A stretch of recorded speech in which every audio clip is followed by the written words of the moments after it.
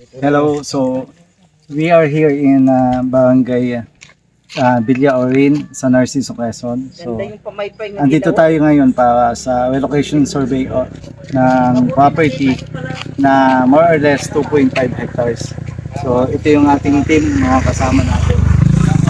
So, nagluluto tayo ngayon ng squid. Yan. So, ating iniihaw. Kasi ngayon ay more or less 12 noon na.